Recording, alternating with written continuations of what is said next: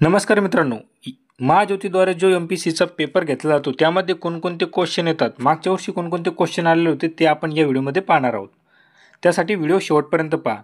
तर पहा, वेळ वाया न घालवता आपण डायरेक्ट व्हिडिओला सुरुवात करूया. पहा, मागच्या वर्षी कोणता क्वेश्चन आला होता की RR Kabel Marathi Filmfare award 2024 मध्ये सर्वोत्कृष्ट अभिनेत्याचा पुरस्कार कोणाला मिळाला होता?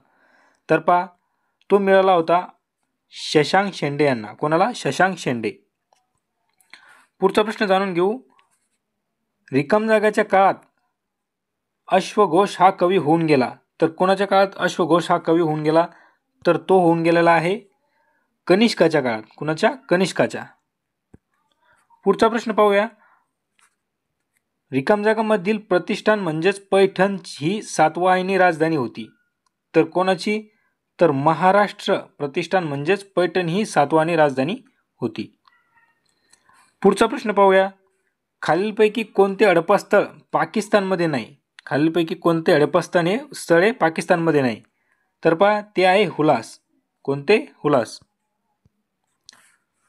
पुढे पाहू शकता तुम्ही, 5 किलोमीटर लांबीचा हा नाणेघाट सुमारे 2000 वर्षापूर्वी रिकाम जागेच्या कारकिर्दीत तयार करण्यात आला.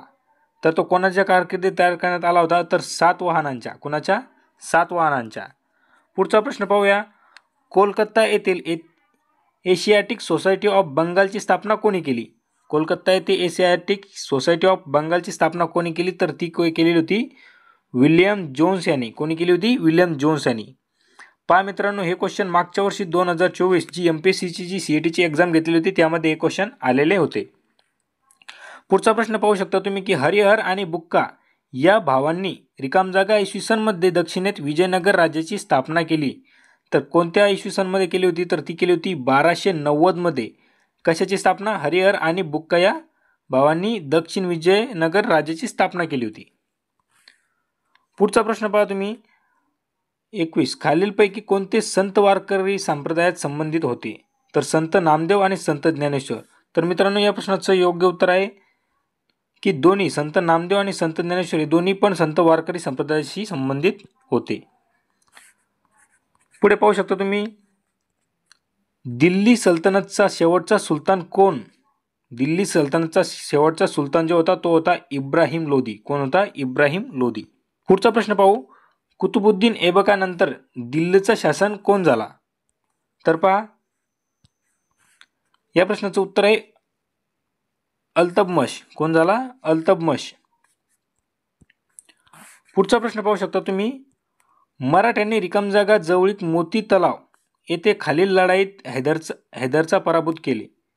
तर पहा, मराठ्यांनी रिकाम जागा जवळील मोती तलाव येथे झालेल्या लढाईत हैदरला पराभूत केले. तर कुठे झाली होती? श्रीरंगपट्टणम येथे. कुठं? श्रीरंगपट्टण. पुढचा प्रश्न जाणून घेऊ. मुंबईत परमहंस सभेची स्थापना कोणी केली? तर ती केली होती दादोबा पांडुरंग खरतडकर. कोणी केली होती? दादोबा पांडुरंग खरतडकर. पुढचा प्रश्न पाहूया. वखर कोणत्या राज्यात निर्माण झालेल्या इतिहास लेखनाचा एक प्रकार आहे? तर तो आहे महाराष्ट्र या राज्यात. पुढचा प्रश्न पाहूया. भारत छोडो आंदोलनादरम्यान मुंबईत आझाद रेडिओ या नावाने गुप्त प्रक्षेपण केंद्र कोणी स्थापन केले होते? तर ते केले होते उषा मेहता यांनी. कोणी केले होते? उषा मेहता. पुढचा प्रश्न जाणून घेऊ. रिकाम जागा येथे घरी शिकलेल्या ताराबाई शिंदे या महिलेंनी स्त्री पुरुष तुलना हे पुस्तक प्रकाशित केले होते. तर कुठे केले होते? तर ते केले होते पुणा येथे. कुठे केले होते? पुणा येथे. पुढचा प्रश्न जाणून घेऊ आपण. पुढच्या कोणत्या वर्षी दुसऱ्या बाजीराव पेशव्यांनी इंग्रजांच्या तेनानीत फौजेचा करार केला? तर पहा, त्यांनी केलेला होता 1791 मध्ये. कधी केला होता? 1791 मध्ये. पुढचा प्रश्न पहा. दोन भरतीच्या वेळांमधील फरक सुमारे रिकाम जागा असतो. तर दोन भरतीच्या वेळांतील फरक जो असतो तो असतो 12 तास 25 मिनिटे. किती असतो? 12 तास 25 मिनिटे.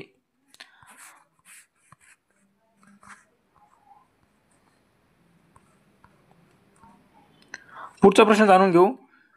शीर्ष आणि द्रोणी यांच्यामधील उभे अंतर असतं. शीर्ष आणि द्रोणी यामधील उभे अंतर म्हणजेच काय असतं? तर ते असते लाटेंची उंची. काय असते? लाटेंची उंची. पहा यामध्ये दुसरा प्रश्न पहा, खालीलपैकी कोणता हवादाब पट्टे प्रकार नाही आहे? खालीलपैकी कोणता हवादाब पट्टे प्रकार नाही? तर पहा तो आहे विषुववृत्तीय जास्त दाबपट्टा, हा हवादाब पट्टेचा प्रकार नाही. तर हवादाब पट्टेचा प्रकार कोणता आहे? तर मध्य अक्षवृत्तीय जास्त दाबपट्टा, उपध्रुवीय कमी दाबपट्टा आणि ध्रुवीय जास्त दाबपट्टा हे हवादाब पट्टेचे प्रकार आहेत. पुढचा प्रश्न पाहूया आपण. उत्तर गोलार्धात वारे आपल्या मूळ दिशेपासून रिकाम जागा वळतात, तर दक्षिण गोलार्धात मूळ दिशेच्या रिकाम जागा वळतात. तर पहा ते वळतात उजवीकडे आणि डावीकडे. कुठे? उजवीकडे आणि डावीकडे. पुढचा प्रश्न पाहूया. खालीलपैकी कोणता ग्रहीय वाऱ्याचा प्रकार नाही? तर ग्रहीय वाऱ्याचा प्रकार कोणता नाही? तर तो आहे मोसमी वारा, हा ग्रहीय वाऱ्याचा प्रकार नाही. तर यापैकी कोणते प्रकार मग ग्रहीय वाऱ्याचे आहे? तर ते काय? पूर्वीय वारे, पश्चिम वारे, ध्रुवीय वारे हे जे वारे आहेत ते ग्रहीय वाऱ्याचे प्रकार आहेत. पुढचा प्रश्न पहा. महाराष्ट्रातील दख्खनचा पठार असलेल्या बेसाल्ट मूळ खडकाचे विदारण होऊन रिकाम जागा मृदा तयार होते. तर कोणती मृदा तयार होते? तर ती होती काळी मृदा तयार. कोणती? बेसाल्ट या मूळ खडकाचे विदारण होऊन काळी मृदा ही तयार होते. पुढचा प्रश्न पहा. खालीलपैकी कोणता पर्वत महाराष्ट्राशी संबंधित नाही? तर पहा नल्लामाळ डोंगर हा महाराष्ट्राशी संबंधित आहे. विद्यमान पर्वत हाही महाराष्ट्राशी संबंधित आहे. वेलीकोंडा पर्वत हाही महाराष्ट्राशी संबंधित आहे.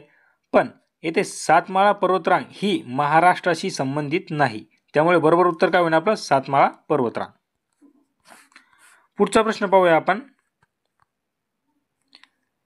रिकाम जागा किलोमीटर मंजरो प्रकारचा ज्वालामुखी आहे. पुढचा प्रश्न पाहूया. रिकाम जागा किलिमंजारो रिकाम जागा प्रकारचा ज्वालामुखी आहे.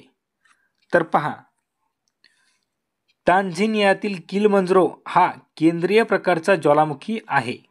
कोणता? टांझानियातील किलिमंजारो हा केंद्रीय प्रकारचा ज्वालामुखी आहे. पुढचा प्रश्न पाहू शकता तुम्ही. खालीलपैकी महाराष्ट्रातील सर्वात मोठा औद्योगिक प्रदेश कोणता आहे? तर महाराष्ट्रातील औद्योगिक प्रकार पाहायचा झाला तर तो आहे मुंबई ठाणे रायगड औद्योगिक क्षेत्र. कोणते? मुंबई ठाणे रायगड औद्योगिक क्षेत्र हे महाराष्ट्रातील सर्वात मोठे औद्योगिक प्रदेश आहे. त्यामध्ये पुढचा प्रश्न पहा. खालीलपैकी कोणते महाराष्ट्रात नाहीत? खालीलपैकी काय जे आहे ते महाराष्ट्रात नाही. तर पहा बोर वन्यजीव अभयारण्य हे महाराष्ट्रात नाही.